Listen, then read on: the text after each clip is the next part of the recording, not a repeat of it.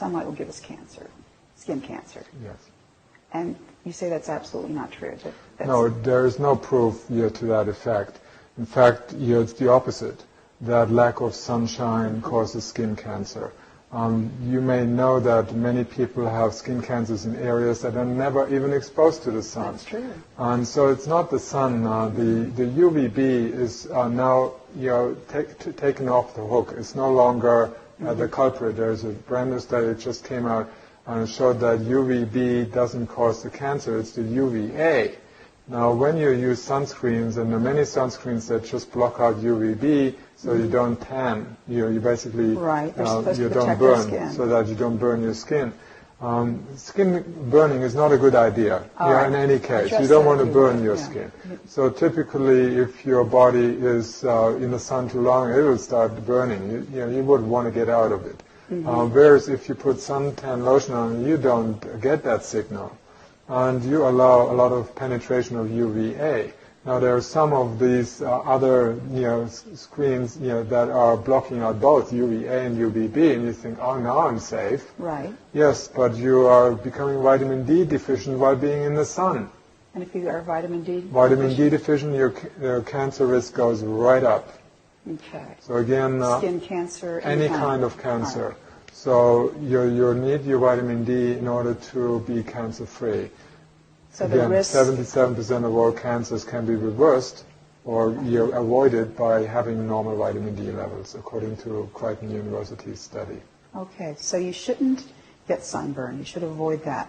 But if you're not wearing sunscreen, your body will tell you if you're getting too much. Yes, the body will, once your skin starts reddening, that's the time to go out. But after if you start increasing your sun exposure little by little, you will have a natural protection in the skin, which is called tanning. Yes, and I've then read that. You can stay out in the sun hours. I lived in Cyprus for 15 years. It's 330 days sunlight, very bright sunlight, very warm. I could stay out in the sun all day long and would never have any sunburn or any damage to the skin. Because the best sunscreen is a good tan. Yes, and again, the people in the countries where they have the highest UV radiation, that is the equator, the countries near the equator, or the high altitude, the Swiss Alpine mountains or the German Alps, you have 400% more exposure to UV radiation. They don't have any skin cancers in those places. None. No. The places that have the most are places like London in England, very little sun exposure. The northern plains, Norway, Denmark, Finland, Scotland, the most, and Canada. In Canada. So the least where people have low vitamin D levels, not enough sun exposure during the winter month, that's often when they have the outbreaks. But we can actually harm our skin by using sunscreens? Definitely. Sunscreens they're composed of sometimes dozens of chemicals, carcinogens, that are normally, if you put that in the food, let's say if a food processing company like your Healthy Choice or whatever would put that in the food, they would lose their license and the owners would be imprisoned because it's extremely dangerous to put that in the food. But you're allowed to put it on the skin. Where is it going? After an hour, you put some more on it because it's gone. You absorb most of that stuff. These chemicals are highly absorbable. They enter the bloodstream, and where do they go? They go to the liver. And then the liver has to break them down. But that overtaxes the liver. You may go into that producing a lot of intrahepatic gallstones. And some of them accumulate in the tissues, in the connective tissues. And if they happen to be in the skin area, under the skin, they saturate there, you may develop skin cancer because you took the sunscreens. So sunscreens are now a leading cause of skin cancer because people are slathering it on their skin and they absorb that stuff.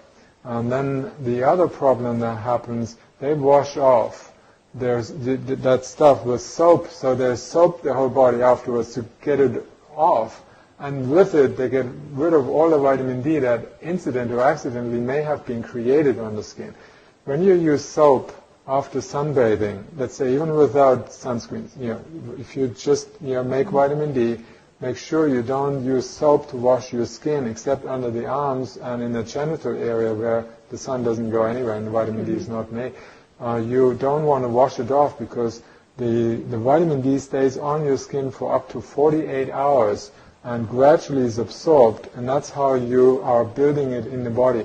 So you don't want to wash it off. Not right with away. soap, not right away. Okay. So soap is not necessary anyway. I've not used soap except when you make your hands dirty with oil or something else. So you don't want to diminish your skin of the vital bacteria that live there, that reside there, that keep the skin healthy and nourished and produce certain vitamins actually on the skin. So the bacteria are best friends. You don't want to kill them off all the time.